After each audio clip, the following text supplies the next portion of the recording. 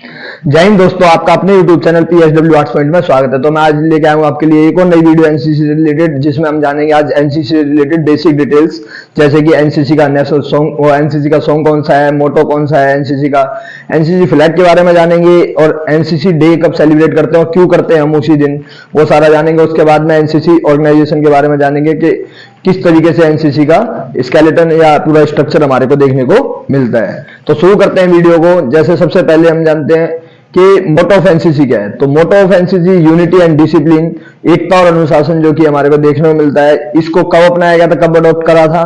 तो इसको 23 दिसंबर 1957 को, 23 दिसंबर 1957 को जो है एनसीसी मोटो को अपनाया गया था। क्या मोटो है? यूनिटी एंड डिसिप्लिन, एकता और अनुशासन। ओके, उसके बाद में हम देखते हैं कि जो NCC DG four cardinal principles हैं जो एनसीसी के हमारे को देखने मिलते हैं डिसिप्लिन को लेकर, वो कौन कौन से हैं? पहला है obey with a smile.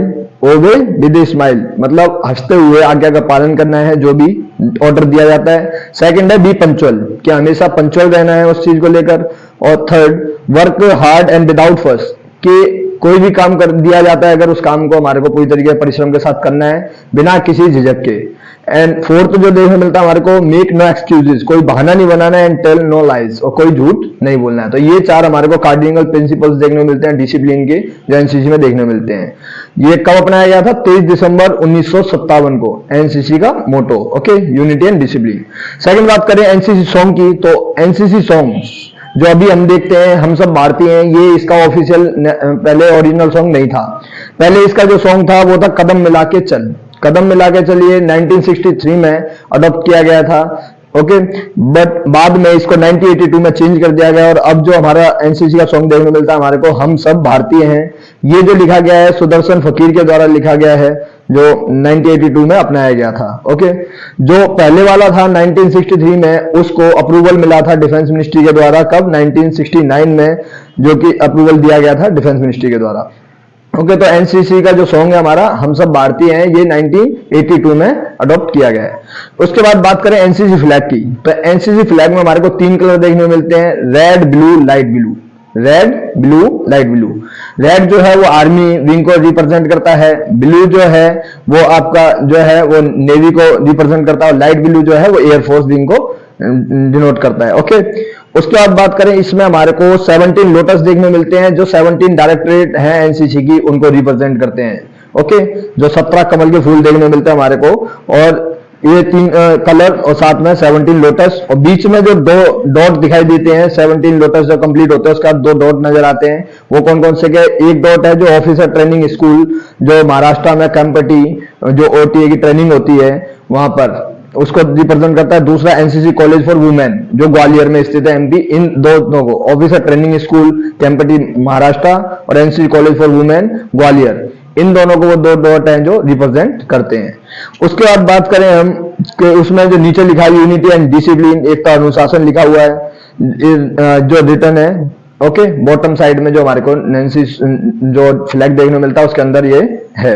Okay, 17 lotus जो है हमारे कमल के फूल, वो किसको रिप्रेजेंट करते हैं? 17 डायरेक्टरेट को। ओके, तीनों कलर, रेड आर्मी को, ब्लू जो है हमारा वो नेवी को, और लाइट ब्लू जो है एयरफोर्स को रिप्रेजेंट करता है। और उसके अलावा हम देखते हैं कि जो 2 डॉट है वो कौन कौन से? Officer training school Kamptee Maharashtra, NCC college for women Gwalior Madhya Pradesh, इन दोनों को रिप्रेजेंट करते हैं। तो ये एनसीसी फ्लैग की बात है। और एनसीसी फ्लैग के बाद में हम बात करते हैं एनसीसी डे की। तो एनसीसी डे कब सेलिब्रेट किया जाता है? ज्यादातर जो कैडेट्स होते हैं उनको ये लगता है कि एनसीसी की स्थापना हुई होगी उसी दिन हम एनसीसी डे के तौर पर सेलिब्रेट करते होंगे। तो एनसीसी की स्थापना 15 जुलाई 1948 को हुई थी, बट हम उस दिन एनसीसी डे सेलिब्रेट नहीं करते। एनसीसी डे सेलिब्रेट कब करते हैं हम? नवंबर मंथ के 4th संडे को एनसीसी डे सेलिब्रेट किया जाता है। ऐसा क्यों? इसके पीछे रीजन क्या है? तो इसके पीछे बहुत बड़ा रीजन है कि इसी दिन एनसीसी की पहली यूनिट दिल्ली के अंदर 1948 में रविवार के दिन ही दिल्ली में स्थापित की गई थी। इसीलिए हम जो है 4th संडे को हम एनसीसी डे सेलिब्रेट करते हैं, वो कभी भी पड़े नवंबर मंथ में। तो हमारा जो है मेन ऑब्जेक्टिव रहता है कि 4th संडे को ही वो सेलिब्रेट करना है। तो ये चीज है, मोटो जाना हमने, फिर एनसीसी सॉन्ग जाना, एनसीसी फ्लैग के बारे में जाना, फिर एनसीसी डे के बारे में जाना। अब बात करते हैं एनसीसी ऑर्गेनाइजेशन के बारे में। तो एनसीसी की जो पूरी ऑर्गेनाइजेशन देखने को मिलती है हमारे को, इसका जो हेडक्वार्टर है वो अभी दिल्ली में स्थित है, जो ऑर्गेनाइजेशन है। और ये किसके द्वारा हेड किया जाता है? ये एक लेफ्टिनेंट जनरल रैंक के ऑफिसर के द्वारा हेड किया जाता है, जो डायरेक्टर जनरल ऑफ एनसीसी कहलाता है, जिसे हम डीजी एनसीसी के नाम से जानते हैं। उसके नीचे फिर डायरेक्टरेट सारी आ जाती हैं, जो 17 डायरेक्टरेट हमारी, फिर उसके नीचे ग्रुप हेडक्वार्टर्स आते हैं, फिर यूनिट्स आती हैं। फिर यूनिट जो है वो डिवाइड होती हैं एसडी और जेडी में। एसडी मतलब सीनियर डिवीजन, जेडी मतलब जूनियर डिवीजन। जो एसडी होते हैं वो उसमें आर्मी, नेवी, एयरफोर्स तीनों विंग है हमारी, और जो कॉलेजेस में और स्कूल में देखने मिलती है। और ये कंट्रोल किसके द्वारा की जाती है? एएनओ के द्वारा। एएनओ की फुल फॉर्म क्या है? Associate NCC officer. Associate NCC officer जो कॉलेज में और स्कूलों में जो पूरा कंट्रोल करते हैं, एनसीसी का पूरा संचालन करते हैं। सेम जेडी में भी एएनओ करते हैं। तो ये आर्मी, नेवी, एयर विंग जो हमारे को सिर्फ स्कूल में देखने मिलती है, जूनियर डिवीजन। ओके, उसके बाद बात करें कि ऑर्गेनाइजेशनल स्ट्रक्चर क्या है इसका, तो डीजी एनसीसी सबसे हेड होता है। जो इस टाइम पे हमारे डीजी एनसीसी कौन है? अभी हमारे Gurvir Pal Singh, lieutenant general rank के होते हैं। लेफ्टिनेंट जनरल गुरवीर पाल सिंह जो अभी हमारे हैं पैरासूट रेजिमेंट से संबंधित है। 1987 में ये पैरासूट रेजिमेंट में भर्ती हुए थे। ओके, और इनकी अभी इनको दो अवार्ड मिल रखे हैं, एवीएसएम और वीएसएम। एवीएसएम मतलब अति विशिष्ट सेवा मेडल, और वीएसएम विशिष्ट सेवा मेडल। ये दोनों इनको मिल रखे हैं, अति विशिष्ट सेवा मेडल और विशिष्ट सेवा मेडल। इन दोनों से इन्हें नवाजा जा चुका है। तो अभी जो हमारे एनसीसी के डीजी हैं वो कौन है? हमारे DG of NCC lieutenant general Gurvir Pal Singh, AVSM और वीएसएम, जो पैरासूट रेजिमेंट से संबंधित हैं। उसके बाद बात करें इनके नीचे जो आते हैं, वो आते हैं 2 एडीजी। एडीजी की फॉर्म क्या होती है? एडिशनल डायरेक्टर जनरल, जो मेजर जनरल रैंक के ऑफिसर होते हैं। Okay, ADG, additional director general. उसके बाद में इनके नीचे जो आते हैं वो 5 आते हैं DDG, deputy director general, deputy director general जो होते हैं ये ब्रिगेडियर रैंक के होते हैं, इक्विवेलेंट रैंक होती है ब्रिगेडियर की, जो ये 5 होते हैं। ओके, एक डीजी, फिर 2 एडीजी और 5 जो होते हैं हमारे वो डीडीजी होते हैं।